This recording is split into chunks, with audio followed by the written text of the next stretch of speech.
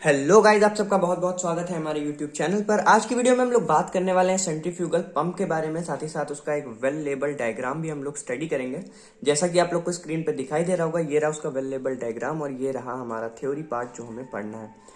Basically इससे previous video में हम लोगों ने बात किया था हाइड्रोलिक पंप्स क्या होते हैं, साथ ही साथ डिस्कस किया था उनके दो टाइप्स जो कि काफी इंपॉर्टेंट है एग्जाम के पॉइंट ऑफ व्यू से, जो कि थे single action reciprocating pump and multi action reciprocating pump. अगर आपने वो वीडियो नहीं देखा है तो डिस्क्रिप्शन बॉक्स में उसका लिंक मिल जाएगा, पहले उसको देख लीजिए जाके, क्योंकि वो काफी इंपॉर्टेंट टॉपिक है और एग्जाम्स में पूछा जाता है। लेकिन सेंट्रीफ्यूगल पंप अपने में बहुत ज़्यादा इंपॉर्टेंस रखता है, क्योंकि 90% जब भी बात होती है हाइड्रोलिक पंप्स की तो सेंट्रीफ्यूगल पंप का नाम ज़रूर होता है वहाँ पे। सो बेसिकली अगर हम लोग डेफिनेशन की बात करें तो यहाँ पे लिखा हुआ है centrifugal pump is use to convert mechanical energy into hydraulic energy. By this device we can transfer the fluid from low pressure to high pressure.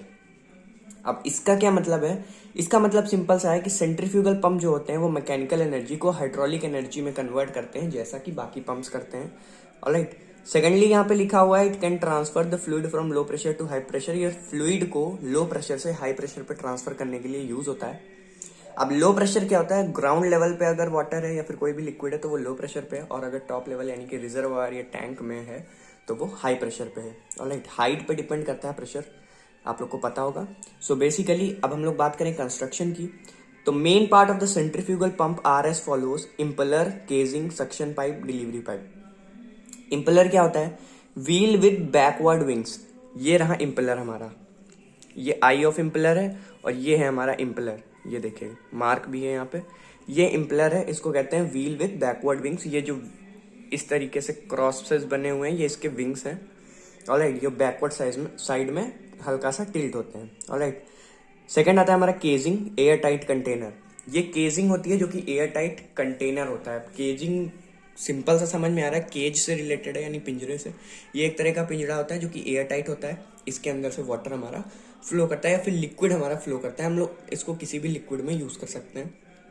ये होती है हमारी केजिंग, ये जो आउटर सर्कल आपको दिख रहा है। ऑलराइट। इसके बाद आता है हमारा सक्शन पाइप, जहाँ से हम लोग इनपुट लेते हैं। ये है हमारा सक्शन पाइप, यहाँ से हमारा इनपुट जाता है वाटर का। और ये है हमारा डिलीवरी पाइप। ऑलराइट। यहाँ से हमारा आउटपुट जो है टैंक तक जाता है। ठीक है। इसके अलावा इसमें काफ़ी सारे कंपोनेंट है, वो आपको समझ लेने चाहिए ताकि आपको डायग्राम बनाने में ईजी हो। जैसे कि ये हो गया हमारा स्ट्रेनर। स्ट्रेनर क्या करता है? वाटर के अंदर जो भी इम्प्योरिटीज होती हैं उनको रोक लेता है, एक फिल्टर की तरीके से काम करता है। उसके बाद वाटर का फ्लो अलाउ करता है। फुट वाल्व, फुट वाल्व का काम क्या होता है? ये हमारा बेसिकली वाल्व की तरह वर्क करता है। ये क्लोज रहेगा तो पानी ऊपर नहीं जाएगा, और ये क्लोज नहीं रहेगा तो पानी ऊपर जाएगा। ऑलराइट। सिंपल सा इतना काम होता है। ये हमारी होती है suction valve. Alright. Suction valve open रहेगी तो इम्पलर में पानी जाएगा, सक्शन वाल्व क्लोज रहेगी तो इम्पलर में पानी नहीं जाएगा। उसके बाद आते हैं हमारा सक्शन प्रेशर गॉज। ये सक्शन प्रेशर को कंट्रोल करता है, साथ ही साथ उसका मेजर भी देता है। ऑलराइट। उसके बाद आता है हमारा कव्ड वेन्स। आपको अभी मैं बता चुका हूँ, ये जो बैकवर्ड विंग्स हैं इन्हीं को कहते हैं वेन। विंग्स कहें वेन कहें एक ही बात है। ऑलराइट। आई ऑफ इम्पलर हो गया है। डिलीवरी प्रेशर गॉज यहाँ पे लगा हुआ था, डिलीवरी वाल्व यहाँ पे लगा हुआ था, इससे कंट्रोल होता है डिलीवरी में वाटर जाना है या नहीं जाना। ऑलराइट। अब इतना जो पार्ट है हमारा यहाँ से लेके यहाँ तक का, इसको कहते हैं डिलीवरी हेड और इसको कहते हैं सक्शन हेड। जो पानी पंप तक आएगा वो सक्शन हेड से आएगा, जो पंप से पानी टैंक तक जाएगा वो डिलीवरी हेड में जाएगा। Alright. I hope diagram clear हो गया होगा। आप एक बार बना के देख लीजिएगा सो दैट आपको अच्छे से समझ में आ जाएगा कि डायग्राम किस तरीके से बनाना है। अब अगर बात करें वर्किंग की, कि वर्किंग किस तरीके से होती है, तो यहाँ पे लिखा हुआ है delivery valve is closed, impeller start rotating. So होता क्या है? Delivery valve is closed, impeller start rotating का सिंपल सा मतलब है डिलीवरी वाल्व, ये हमारा डिलीवरी वाल्व, ये क्लोज होगा, उसके बाद इम्पलर रोटेट करना स्टार्ट करेगा। अब इम्पलर रोटेट करना स्टार्ट होगा तो क्या होगा? सेकंड पॉइंट में लिखा हुआ है rotation causes strong suction at casing, speed of impeller keep increasing until it reaches its normal speed required to pump the liquid. Simple सा मतलब है रोटेशन से क्या होता है, ये जो इम्पलर की केजिंग है, इस केजिंग के अंदर एक प्रॉपर कहते हैं सक्शन जनरेट हो जाता है। ऑलराइट। अब वो प्रॉपर सक्शन जनरेट हो गया, तो स्पीड ऑफ इम्पेलर इंक्रीज होती रहती है, उस लिमिट तक इंक्रीज होगी जब तक ये अपनी फाइनल स्पीड को अटेन नहीं कर लेगी, जो हमारी नॉर्मल स्पीड होती है। ऑलराइट, और ये अपनी नॉर्मल स्पीड में ही क्या करेगा, लिक्विड को पंप करेगा। ऑलराइट, जैसा कि यहाँ पे लिखा है रिक्वायर्ड टू पंप लिक्विड। इसके बाद अगला पॉइंट है हमारा डिलीवरी वाल्व ओपन्स। अब जब एक बार इसने अपनी नॉर्मल स्पीड अटेन कर ली तब हमारा डिलीवरी वाल्व ओपन होगा। डिलीवरी वाल्व ओपन हुआ, liquid sucked through suction pipe, liquid का सक्शन स्टार्ट हुआ सक्शन पाइप से, क्योंकि यहाँ पे एक बहुत ही स्ट्रॉन्ग सक्शन जनरेट हो चुका था। फिर liquid is directed to the eye of impeller and impelled by wings, action of wings. Liquid जाता है डायरेक्टली आई ऑफ इम्पेलर पे, आई ऑफ इम्पेलर पे लिक्विड जाने के बाद इसके विंग्स के थ्रू बाहर निकलता है आइस से।